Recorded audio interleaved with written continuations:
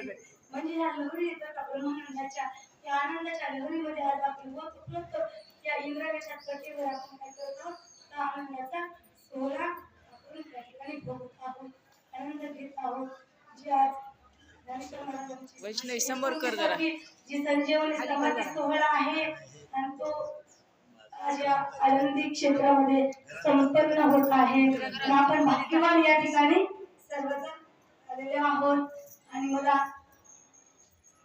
महाराजांच्या मुंडे महाराजांच्या खूप ऐश्वर्याची सेवा प्राप्त झालेली 4 शब्द बोलण्याचा मी प्रयत्न करते. तर श्री म्हणजे ज्ञानेश्वर महाराज या ओळीतून सांगत आहेत की जळजळवणी वाहिला मी घेऊ ये भक्तीचे मागे लागे तेने पावसी निपेंग निज धाम माझ्या. तर जळजळवणी वाहिला नाही वाहिला कुठून निघायचे आपल्याला तर आधी आपले विचार करावा लागणार आहे. कारण परमार्थ कशात असतो विचारात. संसार असतो तर विचार करावा लागतो. आपल्या संसारासाठी जर वस्तू कोणती जर घ्यायची असेल तर मार्केटला आपण चाललो, पण जर वस्तू नाशिवंत जर वस्तू घ्यायची असेल तर आपण 10दा विचार करतो. ते पण वेगळं चांगली का म्हणत तरी नको नको आहे की नाही, म्हणजे आपण प्रत्येक वस्तूचा विचार करतो. तर हे तर काय आपली जन्म मरणाचं की जे आहे ना इतर नरदेव अत्यंत कसं आहे मौल्यवान या नरदेव आपल्याला प्राप्त झालेला आहे. आणि कशासाठी प्राप्त झालेला आहे हे सुद्धा आपल्याला काही कळत नव्हतं. पण जेव्हा आपले संत संगती जे संत भेटते त्या संतांच्या सानिध्यात आपल्या आता कळायला लागले. कुणाला 20 वर्षाला परमार्थ घडायला आहे. म्हणजे कसं आहे परमार्थ करणं म्हणजे आपलं परमार्थ म्हणजे वाया करणं हे तर याला परमार्थ नाही म्हणता येणार. जेव्हा आपल्या खऱ्या संतांची खऱ्या संतांची जेव्हा ओळख होती त्यांचं सानिध्य लाभतं तेव्हापासून आपली खरी वाणी होती बरं का. की जेणेकरून आमचे मंडे महाराज आहेत, दादासाहेब महाराज आहेत, जेणेकरून महादेव महाराज आहेत, तसे महान संतांचं जेव्हा आपलं सानिध्य प्राप्त होत असतं तेव्हापासून खरंच आपल्या ह्या वारीतून आपल्या जन्म मरणाची वारी म्हणून म्हणतात मल्हारीची वारी माझ्या मल्हारीची वारी. मल्हारी म्हणजे का आपल्या प्रत्येक जीवाकडे कसं असतं 3 दोष आहेत मन विक्षेप आणि आवरण. आता मन आणि विक्षेप काय करावं लागतं प्रत्येक जीवाला आपण आपले निष्काम कर्म निष्काम उपासना करून आपले मन आणि विक्षेप निवृत्त हे दोष होतात तर का. परंतु आवरण जे नावाचा दोष आहे ना तो माझा जोपर्यंत आपले सद्गुरू भेटतात जोपर्यंत सद्गुरूंची शास्त्रांची संतांची देवांची अंतःकरणाची कृपा होत नाही तोपर्यंत आपल्या आवरण नावाचा दोष निवृत्त होत नाही. म्हणून आपलं म्हणजे आवरणच निवृत्त करणं महत्वाचे बरं का. कारण तसे पाणी जवळच आहे, पाणी आहे पण जेव्हा काय शेवळ चढलेलं आहे खूप तहान लागलेली आहे तसं आपल्या प्रत्येक जीवाला काय लागलेली आहे तहान लागलेली आहे. ती तहान म्हणजे कशी आहे बघा खूप आपण तहानलेलो आहे बरं का. तर पाणी जवळच आहे हो. कारण बघा ना प्राप्ताची प्राप्ती करायची आहे तर भगवंत आहे ना आपल्या जवळच आहे आपल्या हृदयातच आहे बरं का. प्रत्येकाच्या हृदय देशी एक नाही प्रत्येकाच्या हृदय देशी काय ती वस्तू आहे.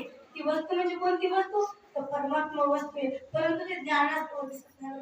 जेव्हा ज्ञान प्राप्त होईल का तेव्हा ही वस्तू दिसत असते. पण हे ज्ञान कुणाकडे असतं ज्ञान घेण्यासाठी काय करावं लागेल आम्हाला निष्काम सेवा निष्काम उपासना हे की नाही मन विक्षेप नावाचा दोष निवृत्त करून अधिकार लागतो बरं का. हा परमार्थ या ज्ञानेश्वर महाराजांचे जे काही ग्रंथ आहेत ज्ञानेश्वर महाराजांना खूप असे ग्रंथ तयार केले अमृत अनुभव केलेलं एक नाही हरिपाठ केलेला आहे.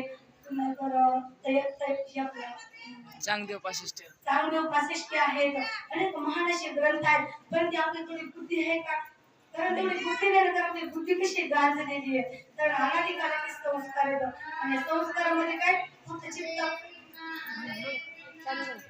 चित्तामध्ये काय तर खूप काय म्हणजे असं चित्तामध्ये सगळं बडबडलेलं चित्त आहे. चित्तामध्ये काय सगळं संसारच भरलेला आहे. तर संसार म्हणजे ते सुद्धा कळायला नव्हतं बरं का. मला तर कळत नव्हता संसार म्हणजे लग्न करणं लेकरं बाळ धन प्रॉपर्टी संपत्ती त्यालाच आपण काय करायचं संसार म्हणत. परंतु नाही मला संसार आपल्या परमात्म्यामध्ये आल्यावर कळतं की संसार म्हणजे काय. अहो जन्म आणि मरण त्यालाच म्हणतात संसार.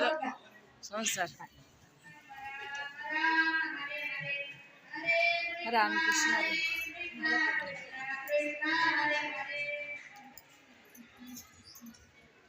मग आपल्याला कळत होतं का आपली आपण कशासाठी आपल्याला हे कळतच नव्हतं ना. आपल्याला तिथं आलं म्हणजे काही शिक्षण करावं पदव्या मिळावं नोकरी आहे की नाही लेकरं बाळ हे जे आले ना 9 वर खटपटे चित्त आपण आतापर्यंत खटखट्या करणार पण इथं काही भेटलं कोण नसून आतापर्यंत कोण सुखी झाला ठीक नाही म्हणून ते नेहमी सांगतात की सिकंदर राजा होता म्हणे ठीक नाही म्हणजे खूप वैभव होतं महाराज आहे की नाही आता इतकी मोठी बिमारी झाली की त्या बिमारीचा इलाजच होत नव्हता आणि मग अनेक म्हणजे आता राजा म्हणलं काय अनेक गावचे वैद्य त्याच्या इलाजासाठी आले होते परंतु त्याचा इलाजच होत नव्हता महाराज आणि मग त्याला पश्चाताप झाला शेवटी पैसा पण गेला आणि शेवटचा दिवस आला त्याने सांगतो म्हणे मी मेला ना तर माझे दोन्ही हात काय करा असे मोकळे बांधा याच्यावर देतात का ते बरी त्याच्यावर तर मग माझे दोन्ही हात मोकळे ठेवा म्हणजे लोकांना सांगतात बाबा जसं आलात ना जाणार आहेस तू काही आतापर्यंत आपण माझं करतो ना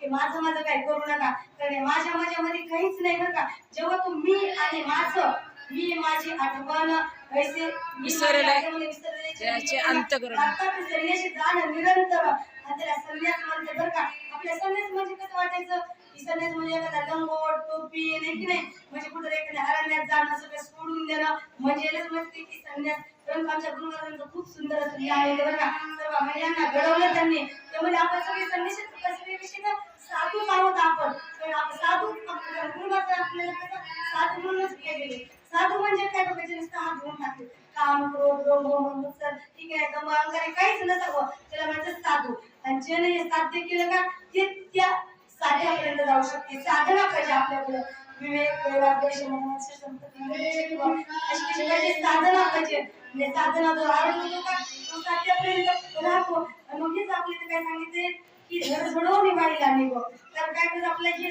झडझडून व्हायला जे आतापर्यंत मी आणि माझं आणि सांगितले आपल्याला दुःख कशाचे ममते बंधू नाम ममती मुक्तता मी आणि माझं जे म्हणून हेच बंधनाला कारण ठीक नाही बंधनाचं कारणच काय मी आणि माझं ठीक नाही बंधनाचं म्हणजे स्वरूप काय मी आणि माझं बंधनाचं कारण काय तर स्वरूपाचं अज्ञान आहे ठीक नाही जोपर्यंत आपल्या मी स्वरूप कळत नाही तोपर्यंत अज्ञान नष्ट होत नाही आणि जोपर्यंत अज्ञान नष्ट होत नाही तोपर्यंत आपल्या काय सुख लाभत नाही बरं का ठीक नाही म्हणून आपण एक ठिकाणी म्हटलंय ना की सुख नाही कोठे आली या संसारी दुःख बांधवडी आल्या संसाराला आहे की नाही म्हणजे संसारात आपण जेव्हापासून आलो तेव्हापासून काय दुःखच आहे पण दुःखाची निवृत्ती करणार एकमेव कोणीच संत आणि आपल्या प्रत्येकाला काय त्याच्या कर्मवती क्षेत्रामध्ये असे महान संत आपल्याला लाभले आपले बाळासाहेब महाराज असू द्या आपले वंदे महाराज असू द्या हे संत आहेत म्हणून आपली काय